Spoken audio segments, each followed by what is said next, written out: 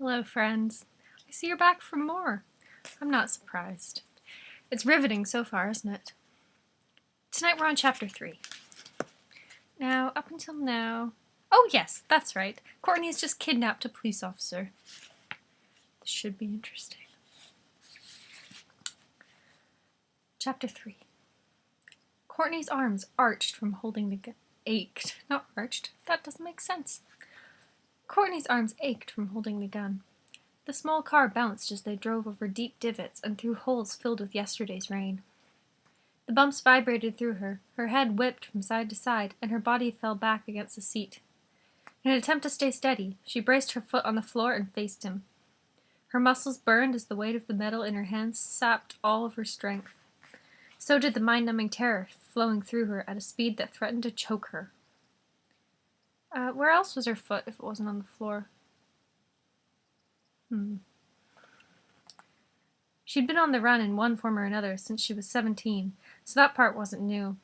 Being found, having an armed police officer track her, and even now be close enough to take her down, added a new layer of anxiety to her already convoluted life. After logging in hours at the shooting range, she knew how to use the gun, but pointing it at another human being, someone other than her intended target, turned out to be harder than she expected. What's the plan here? Jonas shifted his gaze between her and the old running trail they bumbled over on their getaway. These damn run-on sentences. Ugh. He'd been right about the tight fit. His hair brushed against the roof, and his shoulders swallowed up his seat and part of hers. The way he doubled over the steering wheel only made his driving worse. "I told you," she said. His handcuffs and baton rolled around at her feet where she'd thrown them minutes before, but his hands stayed on the wheel. Right. The dump the guy with the badge scheme. "Would you rather I shoot you?" "There's probably a middle ground." "If you say so." She pointed. "Take the road to the left." He leaned in close enough to the front window to press his nose against the glass. "You see a road? Right here." Her teeth rattled as he hit the brakes, and the car shuddered underneath her. She grabbed onto the back of the seat and saw his gaze bounce to her gun, which only made her hold it tighter. "The Rangers use it for emergencies. Guess that explains how you hid the car." "I moved it every few days to keep hikers from uncovering it and reporting it. Many folks out here complain about the trash in the forest and organize groups to go out and pick it up. Imagine what they'd do about a car." "I'm impressed with your pre-planning," he exhaled. "Now tell me why you think it's necessary." She guessed his goal was to throw her off, but the quick change in conversation didn't work. She'd lived with her secrets and researched in the quiet darkness long enough not to lose control that easily. When she didn't immediately respond, he snapped a finger. "Any chance I could get an answer?" "Evil." His gaze stayed on her for an extra second this time. "Is that a first or last name?" "You think this is funny?" His foot eased off the gas, and they sputtered to a stop as he faced her. "No, Courtney. I think you're in big trouble, and it's getting worse with every decision you make." "You don't know anything about me or my life." "The way I see it, you have two choices." She could only see one. Hide until she figured out who killed her, family, and why.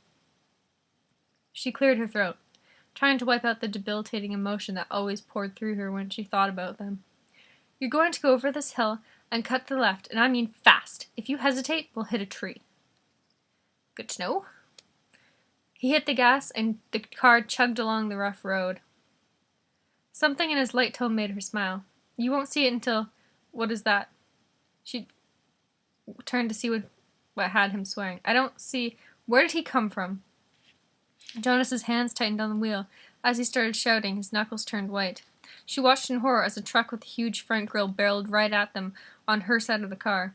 It appeared out of nowhere, gobbling at branches and dragging them under its tires.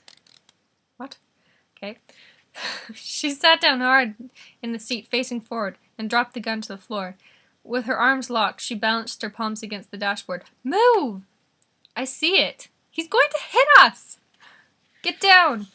Jonas turned the wheel sharp to the left. The car bobbled as tires spun, kicked up mud and squealing in protest. Just as the traction grabbed, the truck smashed into the back passenger side. Metal crunched as the doors crashed in, and the roof buckled with an ear-splitting thunk. Her body rocked in her seat until the belt dug deep into her skin. My problem with this book, well, one of many, but they tend to do things like ear-splitting thunk. But thunk is sort of like a thunking noise, and not usually ear-splitting. That's for, like, sharp, like, high-pitched noises, and a thunk isn't a high-pitched noise. It's like a thump or a plop or, you know. And there was another one in the last chapter that was like, a gentle breeze whipped her hair. How can something gentle whip... Anyway. Just my pedantry. You know, words mean things. Okay. Pain raced up her arm as she watched Jonas struggle to keep the car upright. Then the world spun around her. Her stomach rolled in time with the car when it turned over. She screamed until she lost her breath. When the rocking stopped, she lifted her hands and they fell until they hung in front of her. The dashboard pressed up against her knees, and her vision blurred, cutting in and out. I don't know if that's her knees or her vision. I'll assume vision. Give her the benefit of the doubt. Something clicked in her neck when she turned to look at Jonas. His eyes were closed with his arms bent underneath him. Blood covered his eye and ran along his forehead. They were upside down. His first name floated through her mind. Jonas? She whispered through her scratchy throat as footsteps thudded around her. She couldn't make out the direction, but her stomach plummeted at the sound. She closed her eyes, and when she opened them again, a face popped up outside the broken window next to Jonas's head. A scream raced through her, but she swallowed it. Who are you? The man with the blonde military-cut hair and chin stubble smiled. Feral heat radiated off of him. It's time to go. Why? She felt underneath her stomach for the abandoned gun. Stretching out her hands, she touched it, but it danced off her fingertips. The man smacked his hand against what used to be the bottom of the car. You're worth a lot of money, and I intend to collect. I can't move. She looked at Jonas's holster. Empty. Then her gaze skipped to his face. His eyes were open, dark and furious as he stared at her. She tried to read the look and decided he needed time. She focused on the attacker. I think I'm injured. You can slide out or I can come and get you. The attacker's words skidded across her nerves, leaving an icy trail in their wake. Give me a second. In a blur, Jonas moved. He brought his gun up in a flowing arc. At the last second, he lifted his head and shot right out the window without aiming. 1 second, the attacker hovered there, leering. The next, leaves rustled and red sprayed across the broken glass. The only sound was a lone beep as Jonas's elbow hit the horn when his arms flopped back down. The whole thing took a second, but moved in a slow motion that played more like hours. She'd never been a big fan of the police, but she was grateful for Jonas. Is that guy dead? She asked. Jonas rubbed his head and came away with a hand stained with blood. Hurt or not, I don't miss from this range. I guess that's a yes. The horror of death washed over her. The man, whoever he was, died because of her. I can't believe this. Courtney.